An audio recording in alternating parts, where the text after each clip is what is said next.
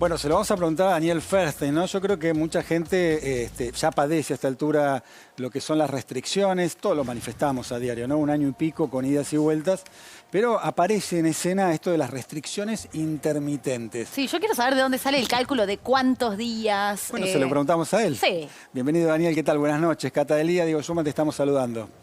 ¿Qué tal? Buenas noches, ¿cómo están? Primero me gustaría corregir un tema del informe, que yo no tengo ninguna constancia de que lo que está pensando, o sea, qué es lo que está evaluando el gobierno o cuánto se vincula a nuestro proyecto de trabajo de hace tiempo. Digo, para dar buena información en el sentido que podemos explicar cuál es el sentido de medidas intermitentes. Creo que ha sido buena la decisión que se anunció el jueves en este contexto, que es el contexto en el que estamos en la Argentina de mayo de 2021, pero digo, no necesariamente tiene por qué tener vinculación con lo que estamos haciendo. Ojalá si lo tiene, nosotros hemos acercado muchas veces se enlaza, Daniel, con una afirmación de la ministra Bisotti que no descartaba la posibilidad de restricciones intermitentes. Ahora, nosotros tampoco sabemos si hacía referencia al trabajo que ustedes venían haciendo. Sí, de hecho, cuenten un poco quiénes son ustedes, qué están haciendo y qué proponen con respecto a las intermitencias y después, bueno, obviamente saber si tienen alguna relación con Bisotti y lo están trabajando en conjunto o no.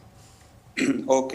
Esto surge, te diría, de un proyecto de trabajo que inicia Rodrigo Castro. Rodrigo Castro es uno de los investigadores de CONICET, su área de trabajo es simulación computacional, es un proyecto del inicio de la pandemia, se presentan los proyectos COVID-19 que abre el Ministerio de Ciencia, y a partir de eso la idea fue tener una herramienta de simulación computacional que permitiera elaborar y evaluar distintos escenarios. Julio-agosto del año pasado es cuando, tomando también otras experiencias de trabajo a nivel internacional, pensamos en poder evaluar cómo hacer para combatir la degradación que generan medidas muy extendidas en el tiempo, que lo que ocurre con las medidas muy extendidas en el tiempo, que son muy útiles a nivel sanitario, pero que se vuelven a veces difíciles de implementar a nivel sociopolítico y entonces van perdiendo eficacia.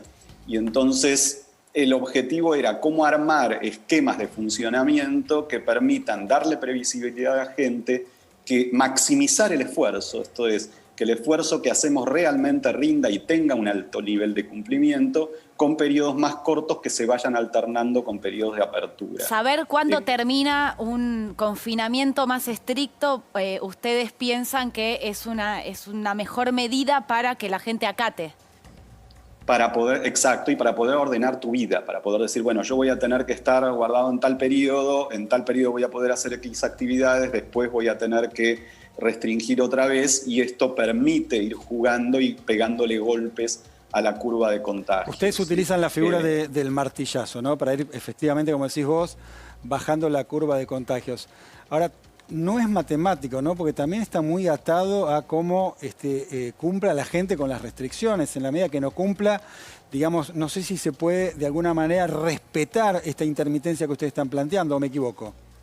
Exacto, toda medida va a depender del acompañamiento social. Lo que nosotros veíamos como favorable de esto es que dejas de correr detrás de la curva y te permite tener una planificación y poder incluso acordar con la población objetivos. Esto es, si vos simulás escenarios, podés saber a cuántos contagios promedios semanales podría llegar, por ejemplo, si lograste en el periodo de cierre un 30% de la reducción de la movilidad. Y entonces ponerse un objetivo colectivo que nos dé más fuerza para el próximo ciclo de cierre. Esta es un poco la idea.